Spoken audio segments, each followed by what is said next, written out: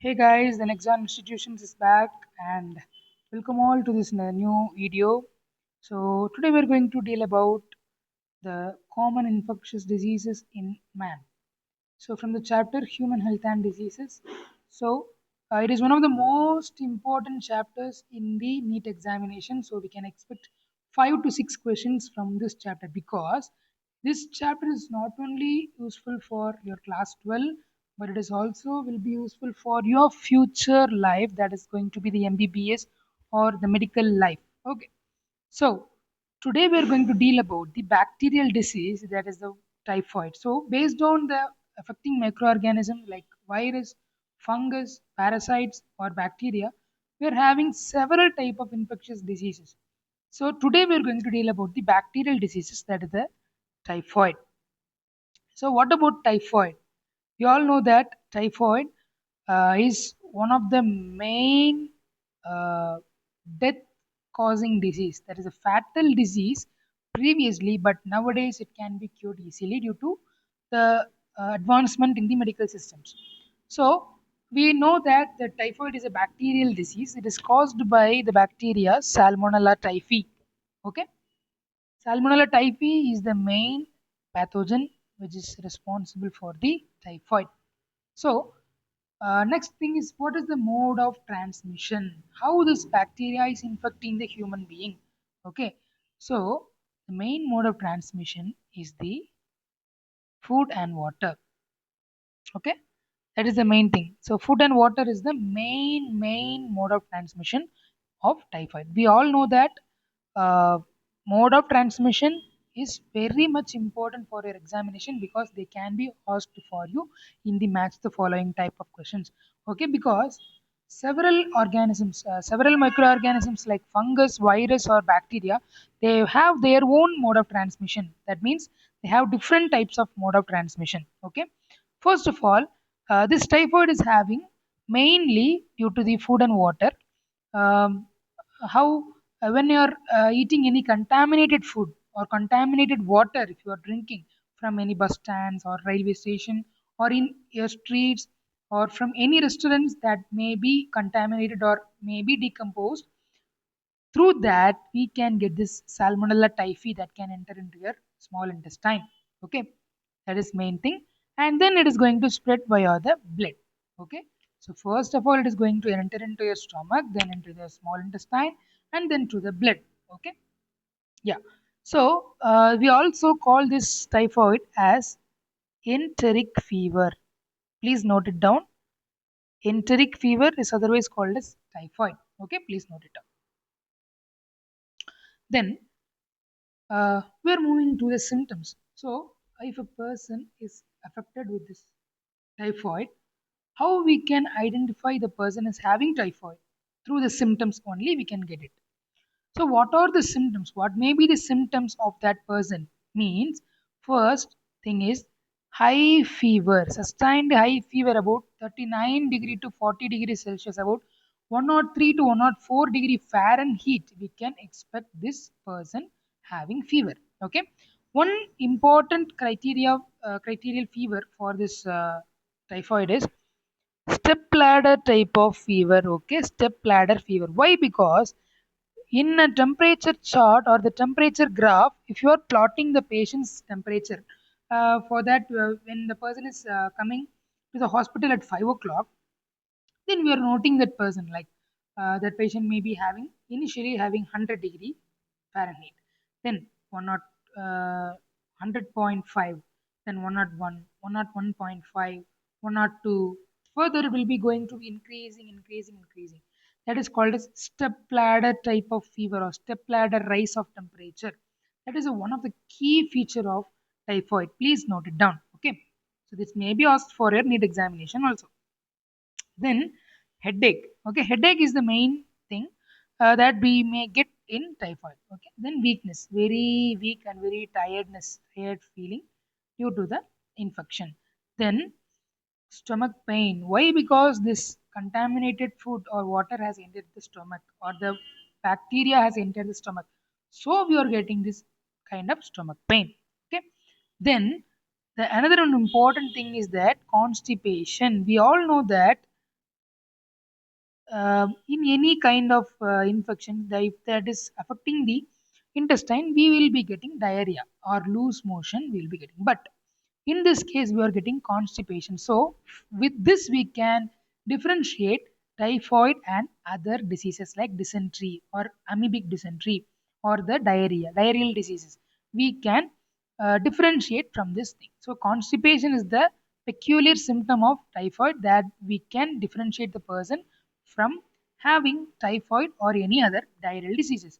Okay, then loss of appetite. Okay, the person will be losing the appetite or no hunger, even if you having a large quantity of biryani, or if you are having any burger, or if you are having any chicken or anything that you likes, you cannot eat because you are affected by typhoid.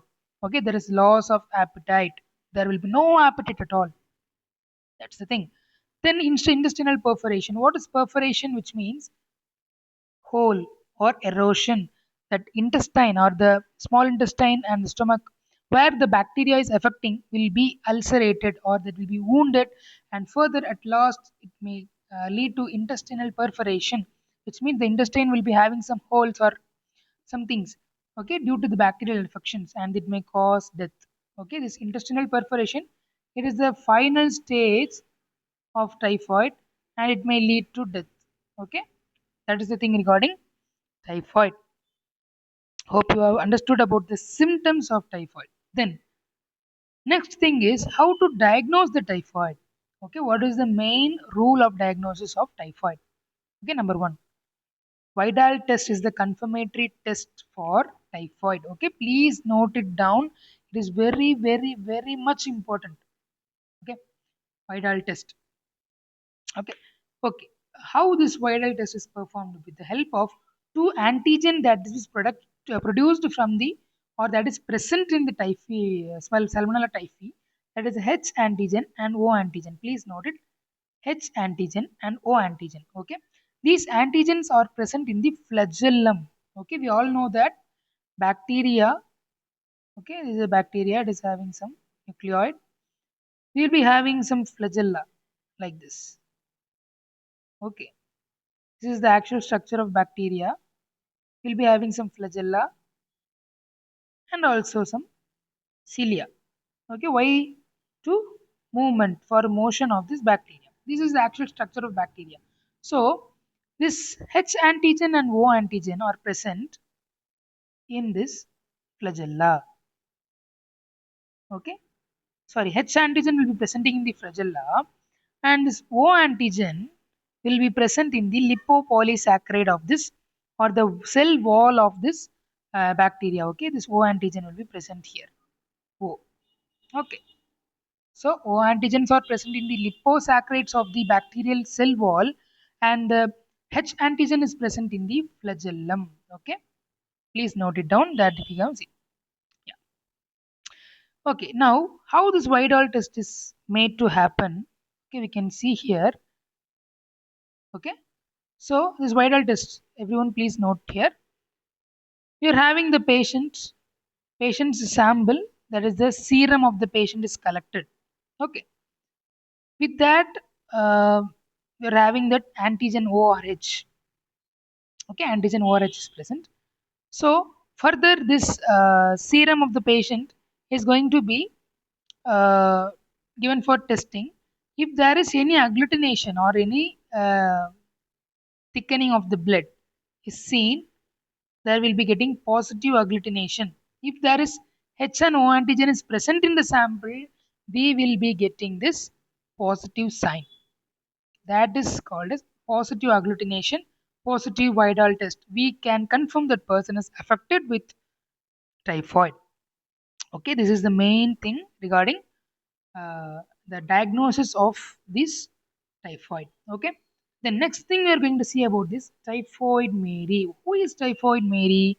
A very interesting historical event is given in our NCRT book, which may be asked for your examination also. Okay, what is that? Let us see now. So we had a person named Mary Mallon. Okay, Mary Mallon. This person is a cook. Okay, we can say she's a chef. Chef. Okay. Now This patient was called as Typhoid Mary. Why? Because during her lifespan of time, she was acting as a typhoid carrier. Okay, which means we maybe learned that carrier, which means she only carries the typhoid or the typhoid bacteria. That means that's Salmonella typhi. Okay, but she will not have any kind of symptoms of typhoid. She will not have any fever. She will not have any headache. She will not have any ulcers or intestinal perforation. But she is the only carrier. Okay, she will be spreading the typhoid all over through the population.